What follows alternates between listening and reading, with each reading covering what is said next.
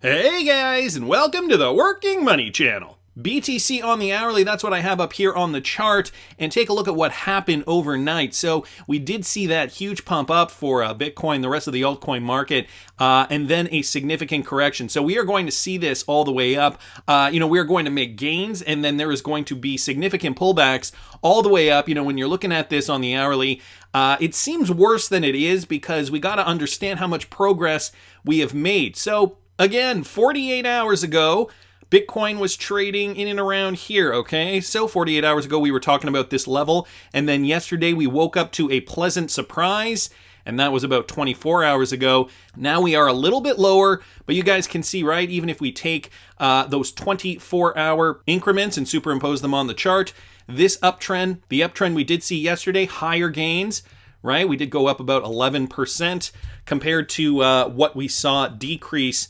from yesterday to today, which is only about a 2.5% decrease. So despite the fact that, we didn't keep going up and up and up, we are still seeing very bullish momentum. I know some of you guys might think, wow, that was it for that rally.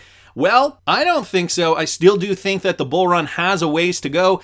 This is XRP on the hourly, and you guys can see just that same pattern there. A kickback for XRP, so it did go as low as about 61 cents. Right now, trading at about 63.5. Yesterday, we were seeing double-digit gains in the green, and today, you guys can just see here just a snapshot of the market. Bitcoin down 2.7, Ethereum down 4.5, Binance Coin down 3.1, Cardano down 5.4, XRP down 3.8, etc. So the market in the red, but not by much, not compared to yesterday's gains. Gonna keep moving, guys, because Gary Gensler, yes, he's new to Twitter. New to Twitter, however, he quickly accumulated 54,000 followers. So he says, I'm new here on Twitter. A little bit about me. I'm a dad of 3, avid runner and hiker, and the 33rd chair of the SEC. And he asks us out here, if you have any interest in investor protection or in fair, orderly, or efficient markets, then shoot me a follow. Of course, some people in the XRP community already responding, like Jungle Inc. Hi, Chairman Gensler. I'm a frustrated XRP investor, but I respect a chairman that opens an account to public commentary. Looking forward to seeing the progress the SEC makes in regulating all the crypto in an orderly and fair manner. Martin Volk down here saying, Gary Gensler, great to have you here. However, I do hope you know what you are getting yourself into after the shenanigans of the SEC, the money the SEC has cost the XRP community, and how little we have heard from you. It might not be the warmest of welcomes, and I like this meme here. I want clarity now. Give it to me now. John Deaton here responding, welcome, Chairman Gensler. I speak for 19,000 XRP hodlers who have sought intervention or amicus status in SEC versus Ripple. The SEC opposed our motion. Since your agency objects to us being heard in court, will you take a meeting considering we are the people you seek to protect? So already getting some interesting responses here from his Twitter handle. And I don't know if I'm just misremembering this, but wasn't there somebody else on Twitter with the Gary Gensler handle, and his name was Barry Gensler or something? Put it down in the comments if you guys remember this guy. It was clearly a Gary Gensler spoof account, but he managed to get the Gary Gensler at Gary Gensler handle on Twitter. I wonder if this guy got paid to give up his handle or whatnot. Barry Gensler, if you are listening to the show, please do comment down in the comment section or DM me on Twitter. So 54,000 followers, considering Gary Gensler is new to Twitter. That is quite a feat. So yeah, guys. Give him a follow. Martin Volk also bringing this to my attention. Check out the volume. I don't know if you guys know of this website here. It's a great visualization of the ODL volume that occurs around the world. And so he's retweeting out Mark Phillips's tweet here. What's going on with XRP ODL? Ripple, I haven't seen this kind of volume before. Is it ramping up? And so I remember when this was very, very light. We saw very, very light volume at the beginning, and now we are seeing more transactions occurring on the XRPL. You guys can see up near the top the visualization of all the ODL transactions going through with that globe. And down at the bottom here, you guys can see there are certain transactions and statistics that you can follow with regards to XRP ODL. So a great resource here. I don't know if the ODL has been picking up. However, I haven't taken a look at this resource for a while. So I wanted to thank Mark Phillips and Martin Volk for posting that. I got another one here, guys, from T-Hole Betic with regards to Ripple partner news. BRAC, supported by RippleWorks and Ripple Investor/Customer Standard Charter. They're back in the news. So I did report on this partnership a couple months ago now. I believe it was back in May. Standard Chartered and BRAC are now to develop returnee migrant workers into entrepreneurs. So according to the Ministry of Expatriates, Welfare and Overseas Employment, more than 400,000 migrants returned to their home country within a year due to the ongoing pandemic. Standard Chartered, Bangladesh, and BRAC have announced the launch of a beer flu response initiative that will work with returnee migrant workers to ensure economic self-reliance through skills and entrepreneurship development. The Standard Chartered Foundation is financing the 2-year project titled Beer Flu Recovery, or C19 Recovery, entrepreneurship training and gainful employment for returnee migrant affected by the beer flu in Bangladesh. And so that's what the press release says. According to the Ministry of Expatriates, Welfare and Overseas Employment, more than 400,000 migrants returned to their home country within a year due to the ongoing pandemic, which I already read. And these guys are both Ripple partners, Standard Chartered and BRAC. So I will leave the rest of this article here if you guys are interested in reading the details. Wanted to thank T-Hole Betic XRP for posting that. Wrath of Kahneman posted this next one, and it is a little strange because we know Currency Cloud is a Ripple partner. However, the American Banker article that he links in the description here, which I'm going to go over, suggests something a little odd, and I'm going to get into that. So what is this with competing corridors? Wrath of Kahneman says the American Banker article on Visa's acquisition of Currency Cloud pits it against Ripple, but Currency Cloud uses Ripple in some corridors. How is it competing if it ends up using Ripple corridors? Surprised this deal is not talked about more. Earthport was also mentioned in this, so here is just the brief the brief screen grab of that paragraph. These Visa products would become available to Currency Cloud's fintech users and potentially strengthen Visa's ability to compete with firms such as Ripple, which uses the blockchain technology that powers its XRP token to streamline cross-border payments. Interesting because Currency Cloud, a Ripple partner, and also, as Wrath of Kahneman mentions, Visa's purchase of Earthport actually allows Visa to run on Ripple as well, because Earthport is Ripple enabled. So either the people who wrote this document here or contributed to this American Banker document did not do their research, or something else is up. I have a feeling it's likely that they did not do their research. We got to remember, guys, us in the XRP community, we are likely the foremost experts, aside from Ripple itself, foremost experts on all the partnerships that Ripple has, all the ins and outs, all the inner workings, all the deals that have been inked, where XRP is being utilized, where it is not being utilized. So chances are the people who did contribute to this American Banker article likely just did not do enough research. So Wrath of Kahneman down here saying, no doubt my perspective is biased by a pro-Ripple stance. Yeah. And I understand that Currency Cloud primarily uses APIs for cross-border transactions, but what am I missing about this deal? On the surface, it looks like Visa might be using corridors where Ripple sources liquidity. So that is what we all believe. If anybody does have some more information about this, please do put it down in the comments section. Matthew Liny here on Twitter brings up an interesting point. XRP is being used and not Ripple. Currency Cloud is a competitor to Ripple, but both can use XRP. And so Wrath of Kahneman writes, I thought Currency Cloud was an explicit Ripple user, and then posts an article to that regard.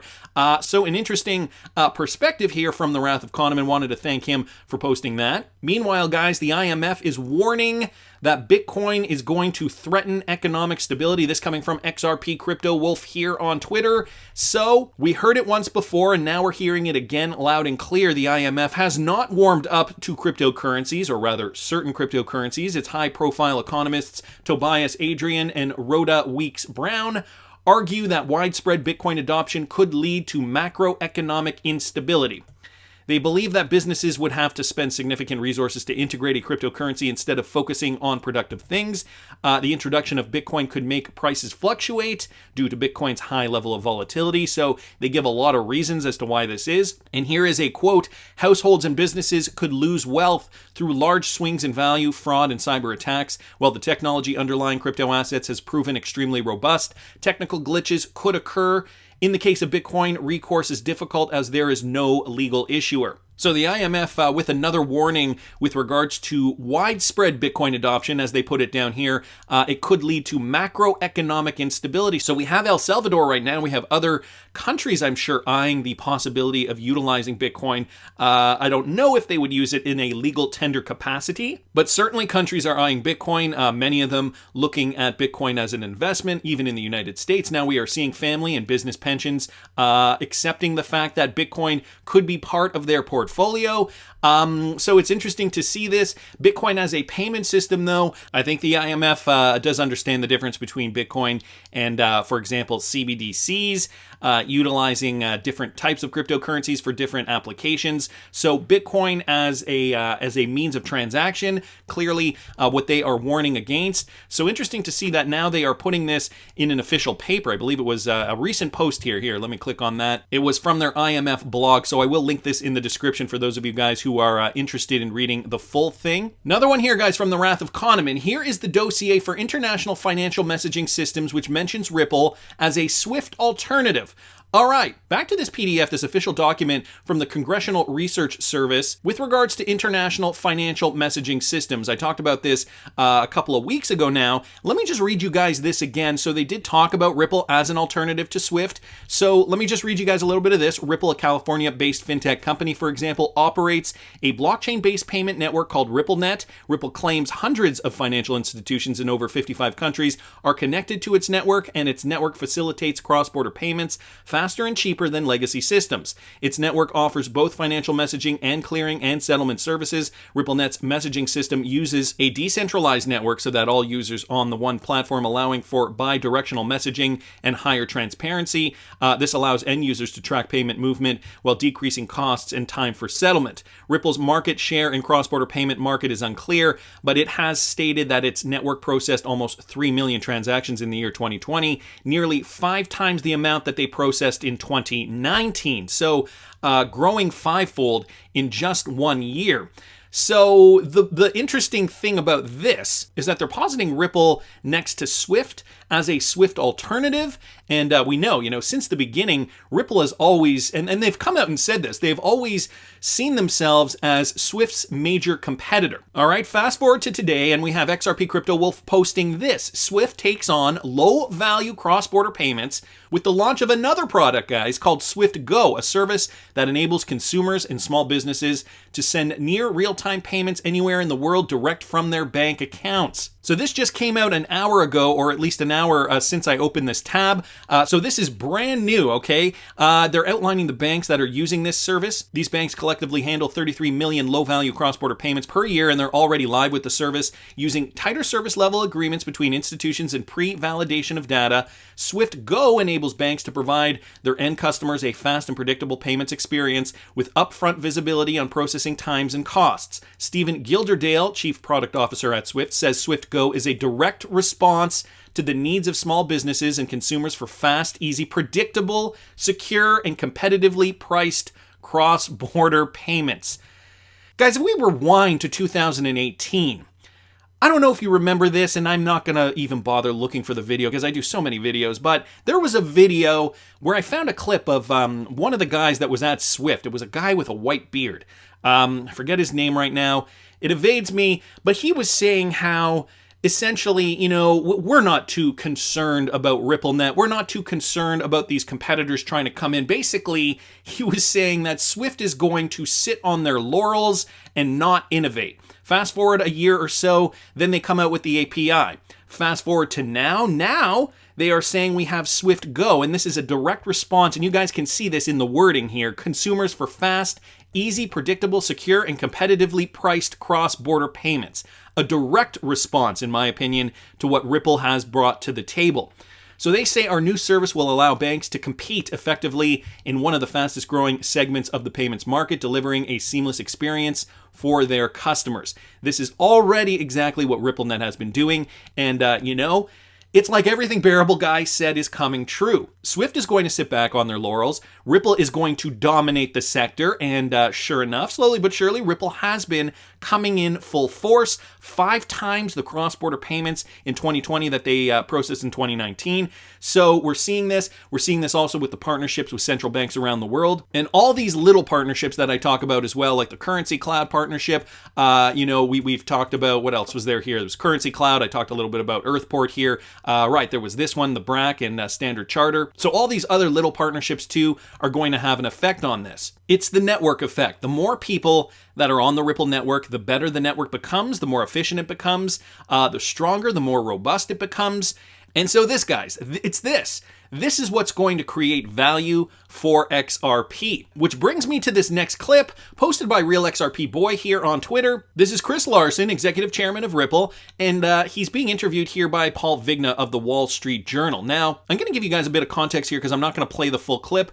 Chris Larsen is discussing this idea, or, going through, actually, I'm just going to play the full thing because I think Chris Larsen will likely say it better than I will describe it. Let me play you guys this clip. About a Cold War of technology between the U.S. and China. I mean, this isn't just a technological war; it's a values war.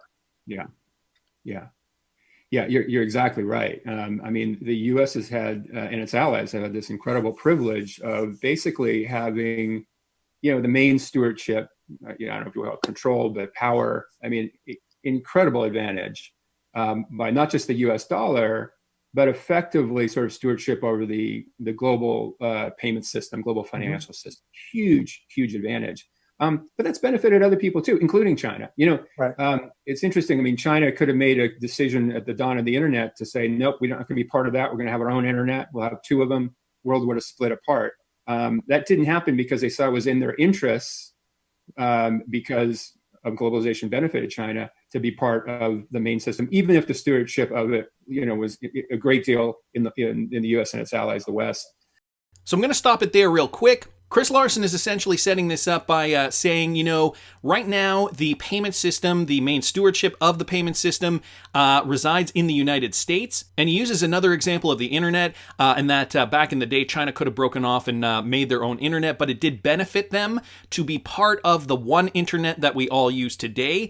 And, that has a lot of ties to the United States, U.S. stewardship. So Chris Larsen kind of comparing the two, the payment system, U.S. stewardship, and the internet at the beginning, U.S. stewardship as well. Listen to what he has to say next. That's the same thing we face today. I would argue that it's not just important for the U.S. to maintain sort of stewardship of the next gen financial system. I'd actually argue it's better for everybody, including China. And I think if we play our cards right, like I know we're in this tech Cold War now, but that's going to pass 5-10 years, who knows how long. But I think we can get to a place where China would be comfortable, and then the world is kind of organized in a single system again. And I bet that does involve blockchain technology, interoperability protocols, central bank digital currencies from all the major areas, with probably a virtual currency acting as the bridge, right? Because it's neutral, and it doesn't carry, to your point, it doesn't carry not only the capital controls and the various rules of, let's say, U.S. Treasury, for example. But also doesn't carry, and this is much less the case in the U.S., right? Because it's a liberal economy, right? It's exporting. Hey, everybody's free to do what they want to do economically. It doesn't carry a lot of weight to other countries where a virtual currency doesn't have any of that, right? Because there's no counterparty at all. So virtual currencies will be really key in that kind of a world. So what Chris Larsen was saying when I restarted the clip there, he talks about this idea of this ongoing technological Cold War that the United States does have with China. And he did even say, if we play our cards right now, let me remind you, this is the executive chairman at Ripple. If we play our cards right, the United States can maintain that stewardship of the financial system. Of course, this guy coming from Ripple, I can only imagine that he is assuming that Ripple is going to be the main player in this space, taking over the lion's share of the market, and the world will follow. So is this Chris Larsen perhaps foreshadowing what is to come if big if here, if the United States plays their cards right. So the big wild card here is China. Of course, they want to be a big player on the main stage. And so we don't really know how this is going to play out ultimately. However, Chris Larsen, on the other hand, saying, basically if China was not a factor, Ripple, XRP, and the United States would be the main body to facilitate payments around the world. The United States would remain that major body to do so. That's what I'm gleaning from this. So it's interesting because down here, XRP Darren posted this. So this is with regards to this Aspen Security Forum that is happening on August 3rd. This is that forum where we are going to see Brad Garlinghouse, the CEO of Ripple, speaking, two sides of the same coin, the promise and peril of cryptocurrencies, as well as Gary Gensler. I believe Gary Gensler is on the docket as well. He is, he's over here from 12:30 to 1:15, The View from the SEC, Speaker Gary Gensler, the chairman of the Security and Exchange Commission. Interesting to see all this happening. Interesting to see all this happening because Paul Vigna is also going to be the moderator at some of these talks, and this is going to be introduced here by Anja Manuel, who is the director of the Aspen Strategy Group, and she also has a specialty in, get this guys, financial U.S.-China relations. So I thought that was an interesting connection. It sounds as though Chris Larsen knows where this is going. Ripple just has to play their cards right. Let's get past this technological Cold War so XRP can go to the moon. That's just my opinion, but I want to hear what you guys think. Please subscribe to the channel if you haven't already. Like the video if you like the content I'm providing. I always love hearing your comments. See you in the next one, guys.